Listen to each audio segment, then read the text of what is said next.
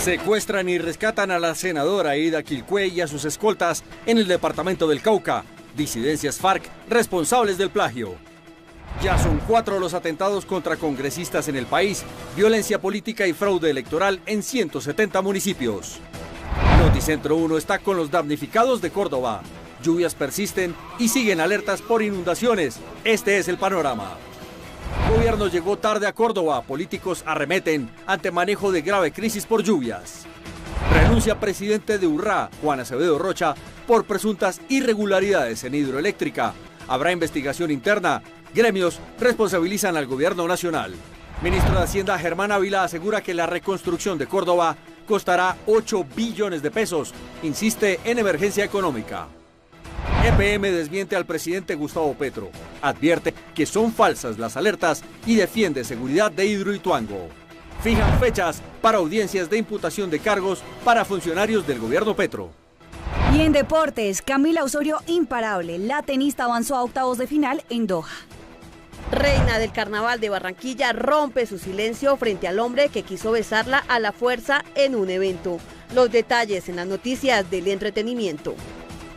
Tras varias horas de zozobra, la Guardia Indígena confirmó que logró la liberación de la senadora Aida Quilpué, quien habría sido secuestrada en horas de la tarde en el oriente del Cauca junto a su esquema de seguridad.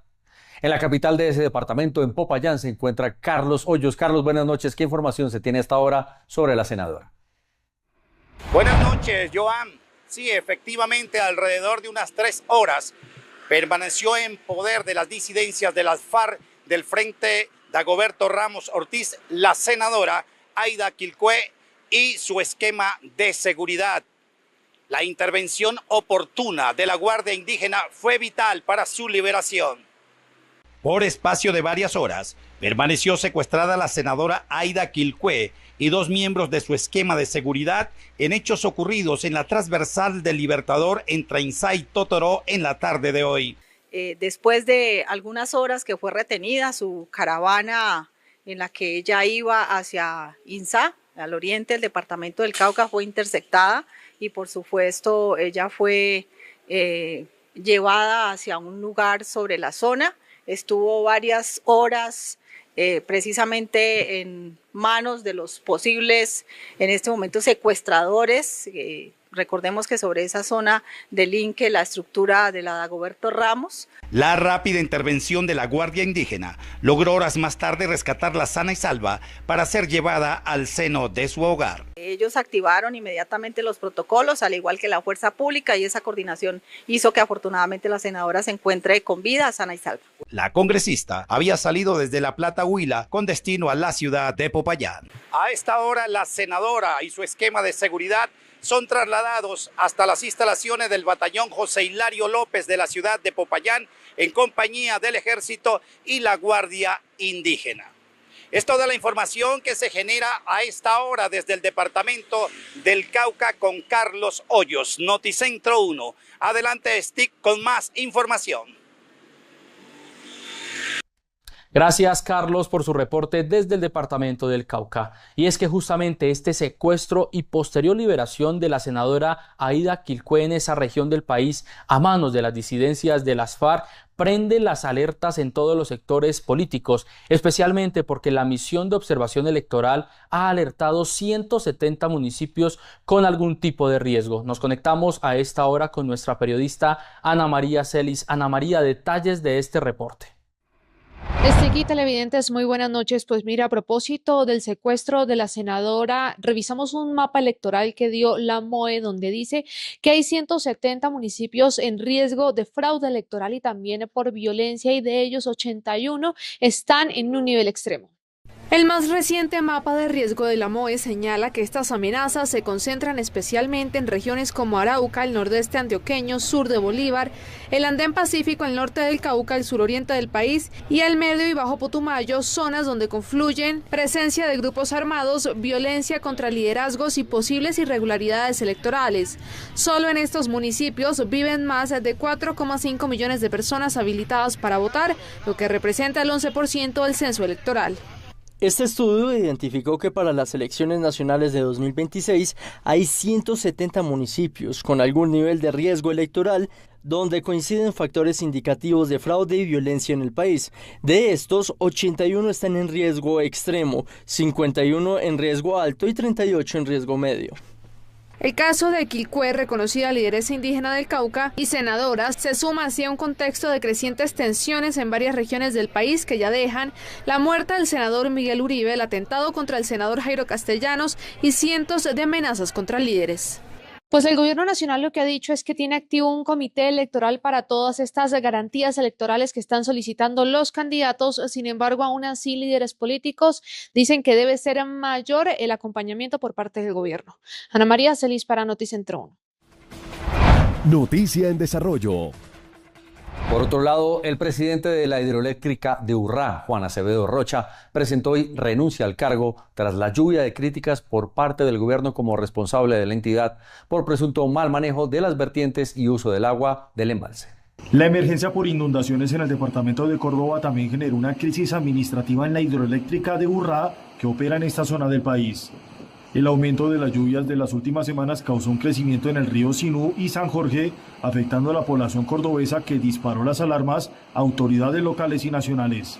Sin embargo, a ello se sumó los cuestionamientos desde el propio presidente de la República, Gustavo Petro, por el manejo del agua que habría sumado a las inundaciones. Se pidió la renuncia al presidente encargado Juan Acevedo Rocha, la cual se hizo efectiva este martes después de los señalamientos del Ministerio de Ambiente en el mismo sentido. Pero sectores sostienen que acusar a una empresa de ser la responsable de un fenómeno natural no da al lugar. No está probado que el manejo del embalse de la hidroeléctrica de Urrá haya sido la responsable de las inundaciones en el departamento de Córdoba.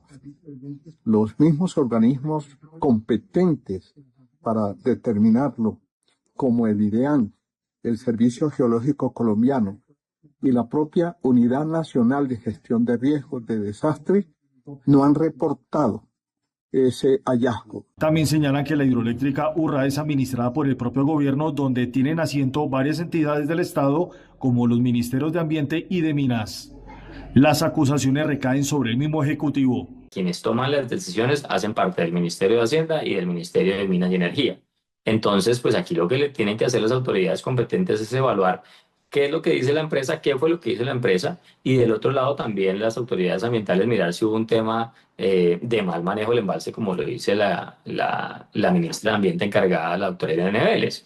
A mí lo que me sorprende del señalamiento del Ministerio de Ambiente es que son alertas que en teoría se vienen dando desde hace 2 años, pero nunca hubo una sanción, ni una investigación, ni nada, simplemente fueron alertas. El dirigente desvirtuó las versiones sobre el desaprovechamiento de agua para que las térmicas generen con gas. Hoy esta generación llega apenas al 7%. En este momento estamos llenos de agua, estamos con muchísima agua, entonces ellos lo que hacen los hidráulicos es bajar los precios para que ellos tengan que salir despachados y consumir el agua que les está llegando atrás del embalse. Se espera la intervención de los entes de control. En medio de la controversia por una arremetida por parte del presidente de la República, Gustavo Petro, en contra de las hidroeléctricas, EPM en Antioquia le respondió al mandatario asegurando que en este momento se está operando de forma normal.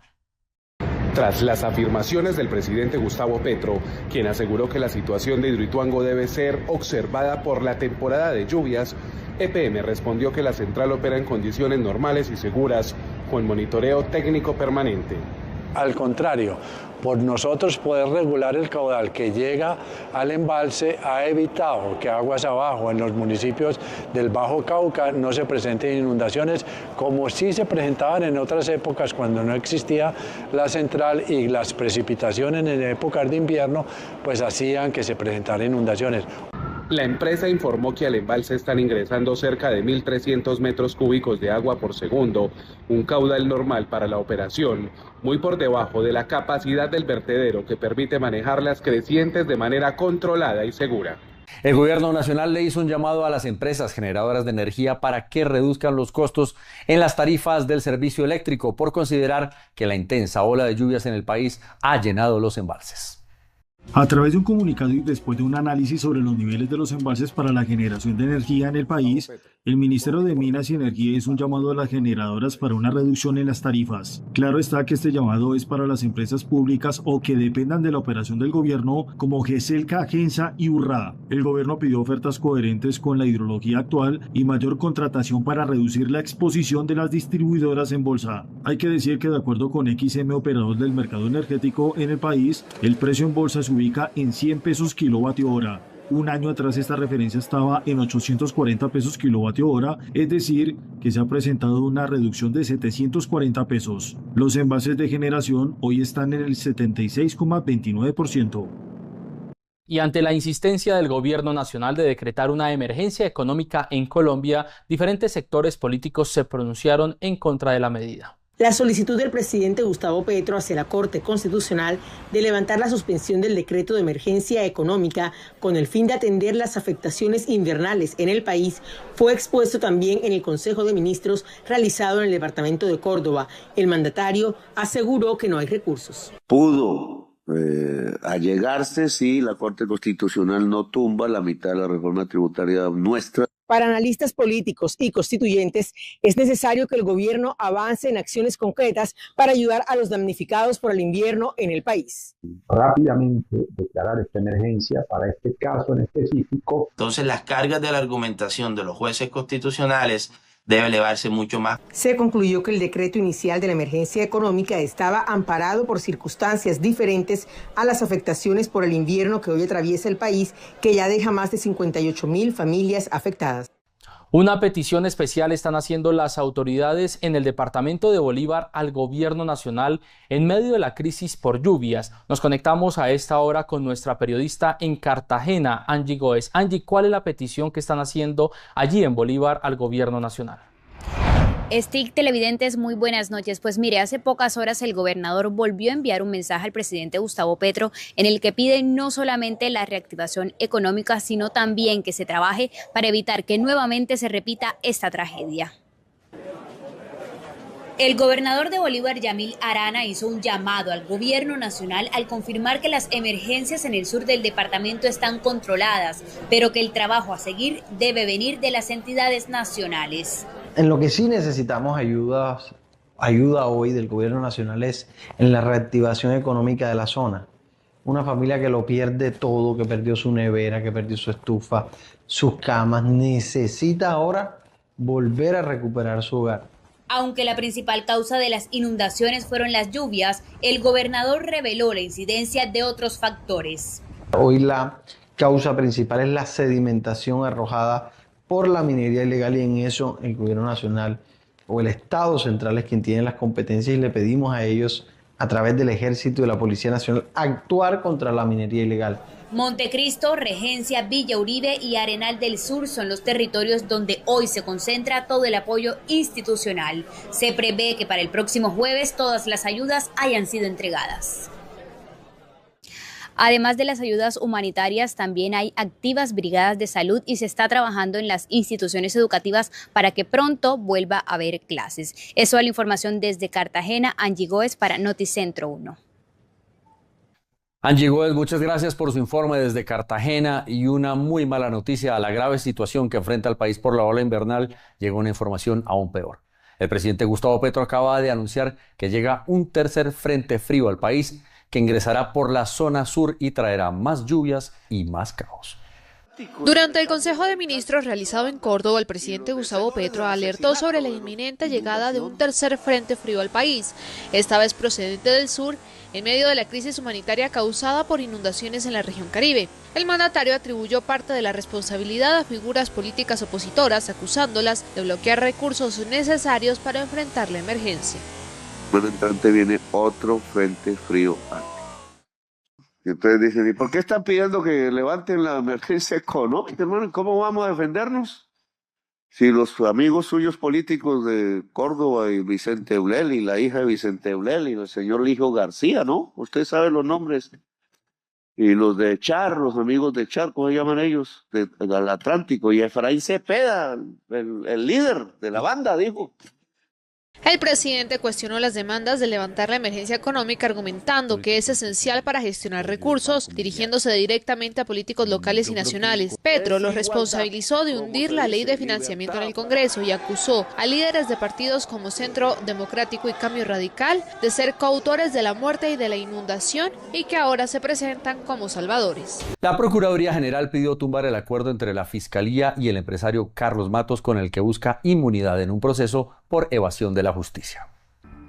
El empresario Carlos Matos busca reparar a la rama judicial entregando camionetas valoradas en 182 millones de pesos a cambio de evitar un juicio por los hechos que rodearon sus salidas clandestinas de la cárcel La Picota. En una audiencia, la Procuraduría se puso a dicho acuerdo y señaló que la propuesta de reparación no es suficiente para el daño que se le hizo al sistema de justicia. Una reparación integral frente a la no prosecución de una acción penal por una conducta que afecta el bien jurídico de la administración pública, que afecta la buena marcha de la misma, que afecta o determinó a varios servidores, no uno, varios servidores públicos a cometer presuntamente conductas contrarias a sus deberes oficiales, que afecta la imagen no solamente de la administración, sino también de la administración pública. Son ítems. El empresario Carlos Matos enfrenta varios procesos por sobornar a funcionarios judiciales y testigos para cambiar las restricciones sobre la distribución de vehículos Hyundai en Colombia. Se estableció la fecha de imputación de cargos para el presidente de Ecopetrol, Ricardo Roa.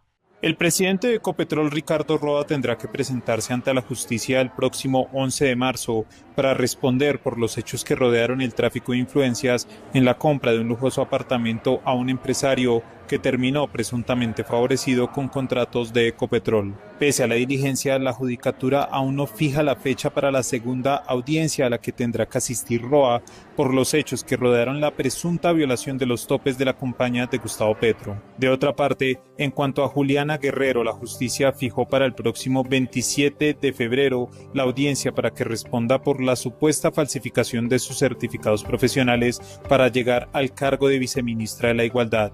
Ese día, la Fiscalía también solicitará la detención domiciliaria contra Guerrero. Nueva arremetida del expresidente Álvaro Uribe Vélez en contra del mandatario Gustavo Petro. Esta vez lo hizo desde el departamento del Meta. Vamos a conectarnos a esta hora con Alison Ramírez. Alison, feliz noche. ¿Qué fue lo que dijo el exmandatario? Muy buenas noches, así es, pues acá en Villavicencio, en medio de un recorrido que realizó la senadora y candidata a la presidencia Paloma Valencia, junto con el expresidente Álvaro Uribe Vélez, aseguró que el actual presidente está malgastando el presupuesto de la nación y que acabó con el subsidio de vivienda. Luego de visitar el municipio de Granada y Acacías en el departamento del Meta, el expresidente Álvaro Uribe Vélez, en medio de una locución en la Puerta del Llano, criticó el mandato del presidente Petro, afirmando que quiere echarle mano a los fondos de pensión, después de endeudar al país. Se ve acosado con que va a terminar el gobierno sin cumplir la palabra. Y para cumplir compromisos le quiere echar mano a los fondos de pensiones de los trabajadores de Colombia. Asimismo, la senadora y candidata a la presidencia de Colombia, Paloma Valencia, afirmó que le demandó la reforma pensional al presidente Petro y le sostuvo al público presente que los estaban robando. Es verdad que yo le demandé la reforma pensional, pero ¿sabe por qué? Porque le quieren dejar una deuda impagable a los niños de este país. Uribe también criticó el avance en materia de infraestructura vial, enfatizando que después de tantos años en construcción no han acabado la doble calzada hacia la vía Acacías. Alison Ramírez, gracias por su informe desde Villavo. Mientras tanto, aquí en Bogotá, candidatos de diferentes sectores políticos participaron en un debate en el Colegio de Estudios Superiores de Administración que fue moderado por el presidente del Canal 1, Ramiro Avendaño. Allí presentaron diferentes visiones sobre la economía, la seguridad y la educación. El Colegio de Estudios Superiores de Administración, CESA, en el marco de las elecciones legislativas, le abrió la puerta al debate que, siendo moderado por el presidente de Canal 1, Ramiro Avendaño, dejó ver las visiones de diferentes candidatos al Senado frente a la educación, la seguridad y la economía. En medio de la diferencia, uno encuentra que hay bases para un acuerdo entre diferentes, pero es lo que yo pretendo. En seguridad, la paz total fue un fracaso, primer acuerdo. Pero ¿qué hacer después de la paz total, ¿qué hacemos por la paz? Todavía hay diferentes velocidades y diferentes programas en empleabilidad, en seguridad y sobre todo el desarrollo económico del país. La política contra las drogas, los derechos humanos, el papel del Congreso en la democracia colombiana y la independencia de las instituciones también fueron tema de conversación. En esas conclusiones tuvimos que hablar de la fallida política contra las drogas y alrededor de eso, de alguna manera, se centró gran parte del debate. Nosotros sostuvimos la tesis de que es hora de parar la prohibición, de empezar a regular, de poder formalizar a cientos de miles de campesinos de Colombia. Al espacio asistieron los aspirantes al Senado Lucho Garzón y Angélica Lozano por el partido Alianza Verde, Carlos Fernando Motoa de la coalición Alma y Cambio Radical, Rafael Nieto por el Centro Democrático, Juan Carlos Lozada del Partido Liberal y Jorge Enrique Robledo de la coalición Ahora Colombia. Con una arremetida contra el Centro Democrático, Miguel Uribe Londoño, padre del asesinado Miguel Uribe Turbay, vuelve al ruedo de la política y relanza su candidatura presidencial, esta vez avalado por el Partido Demócrata Colombiano. Acompañado de su familia, Miguel Uribe Londoño, papá del fallecido Miguel Uribe Turbay, anunció que retoma su interés por llegar a la presidencia de Colombia, esta vez como candidato del Partido Demócrata Colombiano, tras salir del Centro Democrático, al que cuestionó. La voz y las propuestas de Miguel han sido silenciadas 2 veces. La primera, con su asesinato brutal. La segunda, cuando el jefe del Partido Centro Democrático dio la orden de que me sacaran de la precandidatura sin haber renunciado al proceso. Fue una injusticia más, como otra de las que los colombianos tenemos que soportar cada día. Luego de exponer parte de sus propuestas frente a la seguridad y la autoridad del Estado, el presidente del Partido Demócrata le expresó su total respaldo. Aquí le entregamos la bandera, doctor Miguel, para que juntos recorramos los caminos de la libertad que Colombia necesita.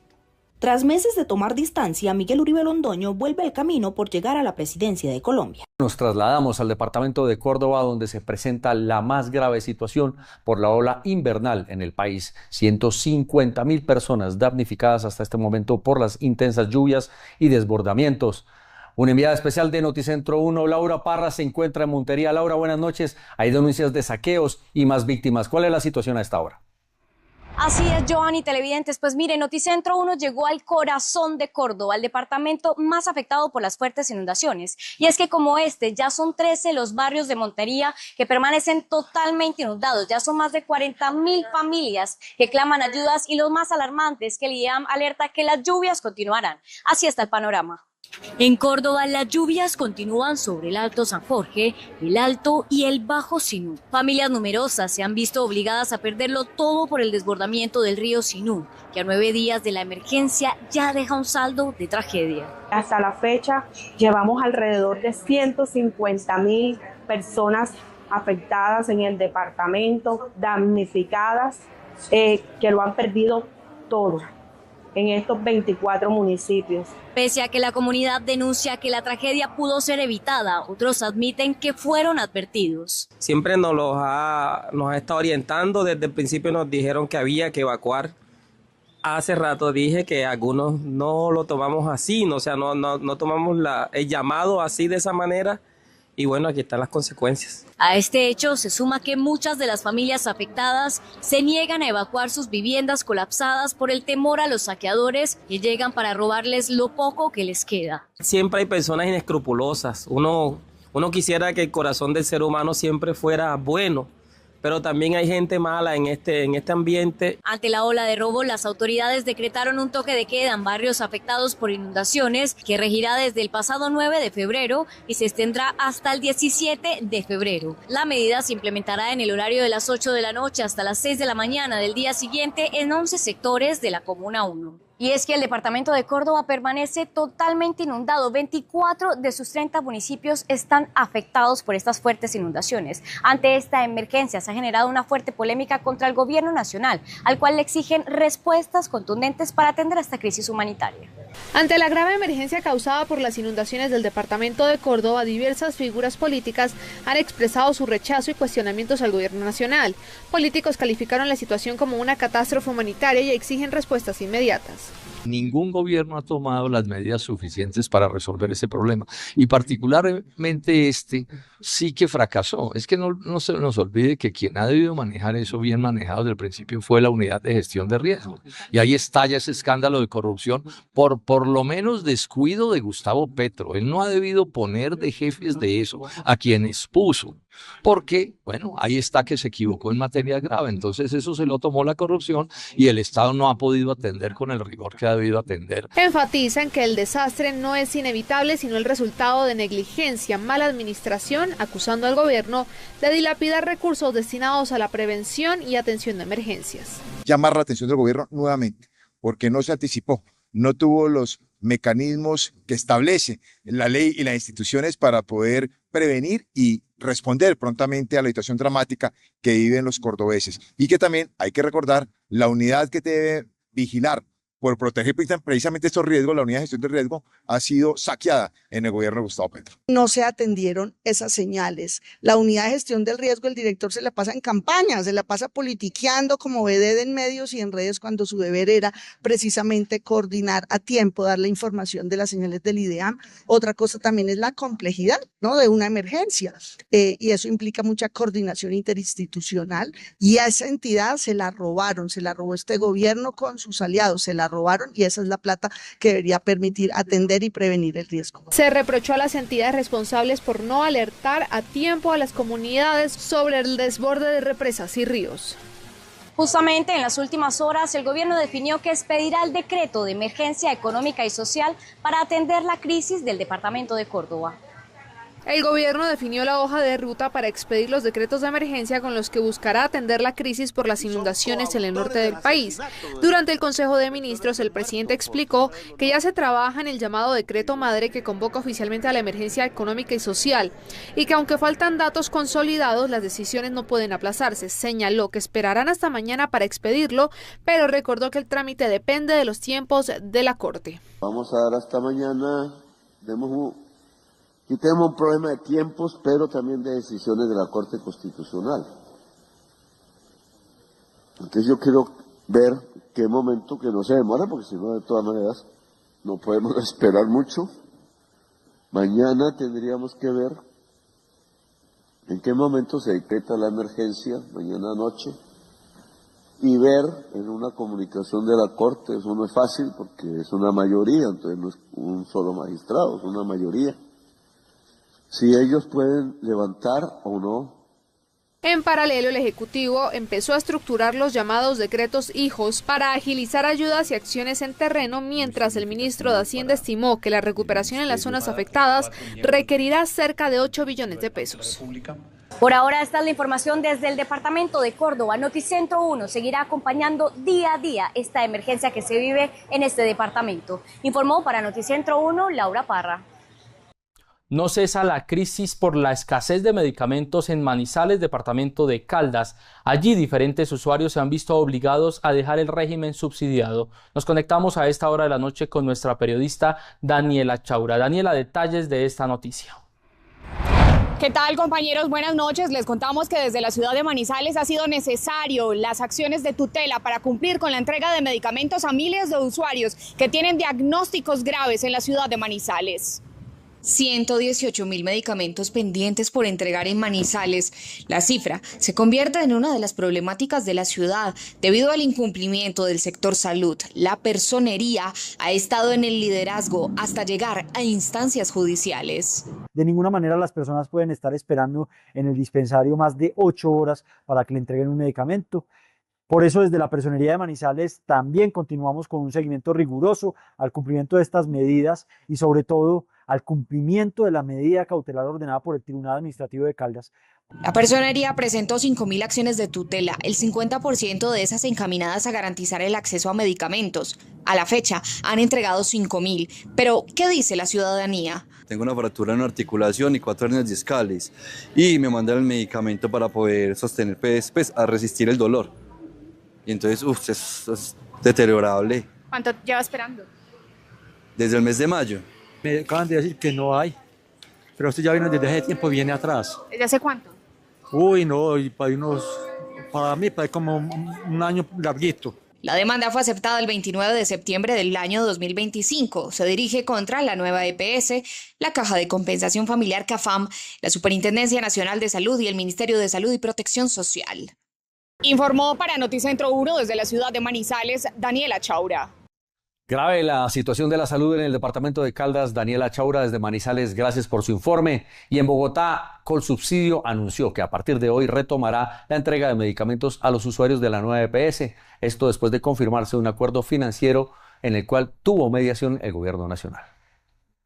Colsubsidio reanudará la entrega de medicamentos a los usuarios de la nueva EPS a partir de este 10 de febrero. El servicio había sido suspendido el pasado 1 de enero debido a las deudas acumuladas. Sin embargo, un acuerdo de pago gestionado con el gobierno nacional y la ADRES permitió restablecer la atención especialmente en Bogotá, lo que contribuye a aliviar la crisis de suministro de medicamentos. Como parte del acuerdo, Nueva EPS se comprometió a saldar una porción de la deuda mediante un giro directo inicial y un plan de pagos a un año, lo que garantiza la continuidad del servicio. Los usuarios podrán reclamar sus medicamentos y gestionar el agendamiento de turnos a través de los canales presenciales y virtuales de Salud Colsubsidio.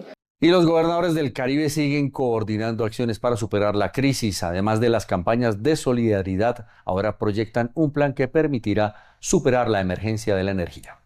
Durante el segundo foro Sucre, eje estratégico de la bioregión Caribe, se presentó un plan estratégico de obras de infraestructura para garantizar la sostenibilidad con énfasis en la generación de energías limpias. A propósito, el gobernador del Atlántico, Eduardo Verano, dijo que para evitar emergencias como la que se vive en el departamento de Córdoba, será necesario implementar estrategias de transición energética por territorios. A través de bioregiones, por cuencas, y de establecer, creo que el ejemplo que acabamos de tener de lo que ocurrió precisamente con el nudo de Paramillo, que desbordó totalmente todo lo que se había previsto. La propuesta se centra en proyectos estratégicos para superar la crisis energética y mejorar la conectividad. Obras que en materia de transmisión, de generación, de distribución de energía se tienen que hacer. En el encuentro, el gobernador Verano propuso convocar al Congreso con el fin de construir un ambiente legislativo favorable a la descentralización. Un informe de la Universidad Nacional revela que el denominado gota a gota habría aumentado un 8% desde el año 2010 en Colombia. De acuerdo con la investigación publicada por la Universidad Nacional, el llamado gota a gota se ha incrementado en los últimos años. Cifras muestran que para 2010 este fenómeno de crédito informal concentraba el 35,7% y para 2013 ya alcanzaba el 42,8%, una tendencia que sugiere una expansión sostenida. El informe indica que es un dinero que llega rápido, pero el costo es alto y el incumplimiento puede derivar en amenazas, despojo o agresiones físicas. Que la gente se está endeudando con un tipo de préstamos que denominamos en la investigación como predatorios, que son tasas de interés del 20% sobre periodos de entre 10 hasta 30 días. O sea, es la tasa de interés más alta del mercado. Pues entonces la gente está reemplazando los derechos que no tiene, los derechos colectivos que no tiene, con deuda carísima. El académico señala que parte de los problemas son el bajo acceso al crédito formal, aunque este no es el único problema. Sostiene que faltan oportunidades para la economía popular, pero sobre todo focalización de los programas que buscan atacar este fenómeno. Enfocar bien los problemas, ¿cierto? Y creo que ahí sí es muy importante. El Ministerio de Hacienda en su momento, digamos, anunció unos créditos justamente para combatir el gota a gota, vinculados a la economía popular, y creo que hay elementos importantes ahí, pero lo que nos falta es no confundir las causas con las consecuencias. Se pide seguir incentivando la inclusión financiera. El gremio de la seguridad privada está denunciando a algunas entidades públicas que estarían contratando conserjes con los cuales están reemplazando vigilantes capacitados para así reducir los costos de la mano de obra. La Confederación Nacional de Seguridad Privada denunció medidas de entidades públicas para reemplazar vigilantes por mano de obra que no está capacitada. Se trata de la Contraloría del Magdalena, que hizo una convocatoria pública en busca de seguridad 24/7 con conserjes para reemplazar los vigilantes o trabajadores capacitados para este tipo de labores. Precisamente estas funciones corresponden directamente a la vigilancia y seguridad privada, una actividad regulada por la ley y reservada a empresas debidamente habilitadas. Esto, además de ser ilegal, está prevaricando porque no está teniendo en cuenta a las empresas de seguridad que están legalmente constituidas y que son las únicas autorizadas por el Gobierno Nacional, por el Ministerio de la Defensa, por la ley, para prestar servicios de cuidado y custodia de los bienes públicos. El proceso contractual contempla un presupuesto de 218 millones de pesos para un periodo de 10 meses.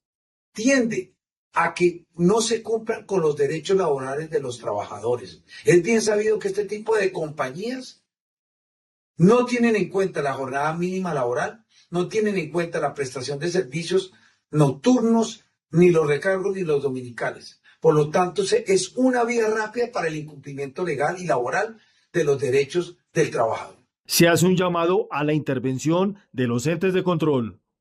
Los inversionistas están ampliando sus capitales a través de plataformas, lo que genera diversificación y posibilidades de nuevos negocios. Dinero inteligente. Colombia sigue avanzando en sus estrategias financieras para la inversión. Es así como los nuevos esquemas multimoneda que se resume en plataformas donde hay diversidad de opciones de inversión se convierte en nuevas oportunidades de ahorro y negocio. Podemos destinar parte de nuestros ahorros en dólares a una caja de recompensas que incentiva el largo plazo con beneficios de hasta el 12% efectivo anual para depósitos de al menos de 90 días sin montos mínimos. Los usuarios también pueden diversificar en euros digitales, lo cual termina siendo una muy buena alternativa y práctica para quienes planeamos en ir a viajar y gastar en Europa. Según datos de Demanshey, empresa especializada en infraestructura tecnológica y citados por Litios, la comunidad mundial de nómadas digitales supera los 40 millones de personas, lo que representa un crecimiento del 147%. El 47% de estos profesionales tiene entre 30 y 40 años y la mayoría percibe ingresos anuales entre $50,000 y $250,000, reflejando un mercado laboral cada vez más internacionalizado. En Noticentro 1 es la hora de los indicadores económicos. La tasa representativa del mercado que regirá para mañana miércoles será de 3.659 pesos con 71 centavos. Los profesionales del cambio compran la divisa en promedio entre 1.630 pesos y la venden entre 1.680 pesos. Un euro cuesta 4.354 pesos con 40 centavos. La libra de café en Nueva York se cotizó a $2 con 94 centavos. El precio interno se cotizó a 2 millones con 140 mil pesos la carga. El barril de petróleo WTI se cotizó en $64 con 20 centavos. La referencia Brent para Colombia se cotizó en $69 con 7 centavos. El índice de capitalización de la Bolsa de Valores de Colombia subió 0,92% a 2.418 puntos.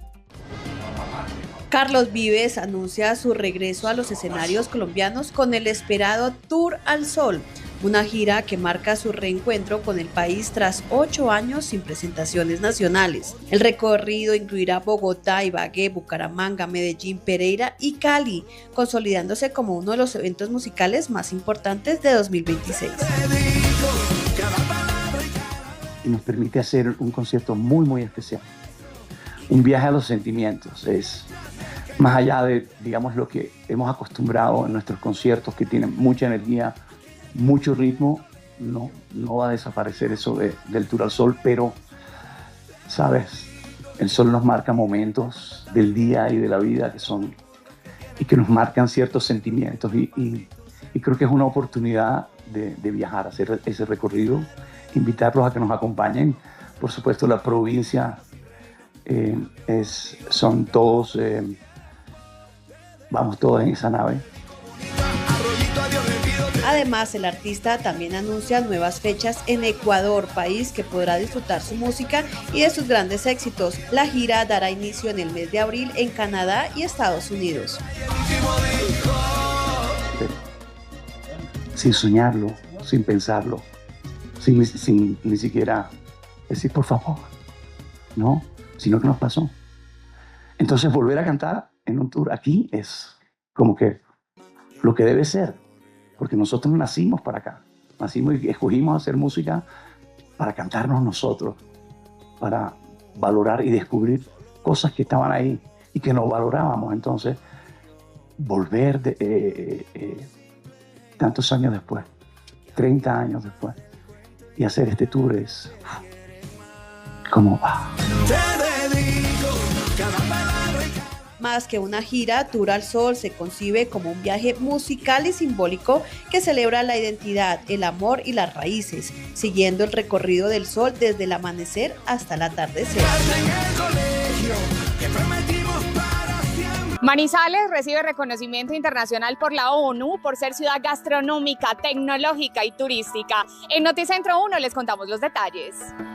La ciudad de las puertas abiertas sigue sumando certificaciones y premiaciones por ser un referente en sostenibilidad urbana y calidad de vida. En el año 2025 recibió el ONU Habitat LATAM y en el 2026 ha sido declarada Nodo de Resiliencia, es decir, Manizales cumple estándares internacionales en gobernanza del riesgo. Todo ello conlleva a que sea uno de los destinos más elegidos y seguros para visitar. La geografía de la ciudad te animará a recorrer las calles empinadas, te permitirán observar el pico del Nevado del Ruiz en el centro, podrás conocer lugares emblemáticos como la Plaza de Bolívar, donde se encuentra la Catedral Basílica. La capital de Caldas también ha sido oficialmente declarada Ciudad Creativa de la Gastronomía por la UNESCO en octubre del año 2025, convirtiéndose en la tercera ciudad de Colombia con este prestigioso título. El centro histórico fue declarado Monumento Nacional. Ahora el premio Nodo de Resiliencia la consolida por su liderazgo en gestión del riesgo, cuenta con un monitoreo permanente del territorio a través de un sistema de alerta temprana multiamenaza de los mejores a nivel nacional.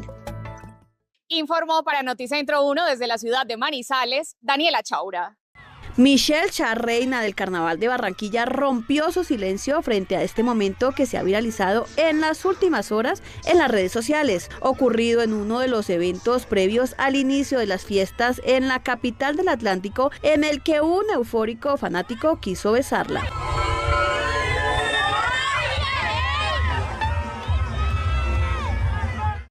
Yo no sé si fue con culpa, yo no sé si fue sin culpa, en realidad era un momento de euforia, yo estaba abrazando, yo me le estaba tirando encima a la gente, tal vez me jaló, tal vez fue una mala pasada y quedamos, o sea, no sé, fue un momento simplemente que todo se salió pues de control, pero no debemos fomentar igual odio. Si para mí yo estoy bien. Char asegura que ya pasó la página y que parte del objetivo de las tradicionales fiestas es estar unidos en torno a la cultura del amor y el respeto. No sé quién es, no lo conozco, pero igual estoy segura que no lo hizo de mala intención y ya pasó y ya hay que superar y hay que aprender para que no hagan eso. Las personas que están en los desfiles normalmente van para el cuello, no hagan eso. A pesar de esto, siguen las críticas al hombre cuya identidad permanece desconocida. Las puertas de varios pueblos de Antioquia hoy se leen como un museo a cielo abierto. Se trata de Puertas Vivas, el proyecto del artista antioqueño Martín Chaverra, que nació en Santo Domingo, su municipio natal, cuando decidió pintar flores locales sobre las puertas de las casas. En este proyecto hay algo muy lindo que hacemos y es educar a través del arte. Es hacer educación ambiental a través del arte. ¿Cuáles son nuestras especies? ¿Cuáles son las especies que de pronto están en peligro? ¿Cuáles son esas especies que no conocemos por su belleza, sino por su fruto? Lo que comenzó como una intervención espontánea hoy suma más de 100 puertas pintadas en diferentes pueblos y lugares del departamento, donde cada obra refleja la identidad, la memoria y la biodiversidad del territorio. Las flores para mí son lo más mágico que tiene este planeta, ¿cierto? La diversidad de colores, de formas, de olores e inclusive algo tan milagroso como los frutos, que sin la flor no hay fruto. Entonces siempre he tenido la fascinación por la belleza de la flor, desde la estética, pero también desde el milagro. Para Chaverra, las puertas se convierten en un punto de encuentro entre el arte y la vida cotidiana, llevando la cultura directamente a las calles y a los hogares de quienes nunca han pisado un museo.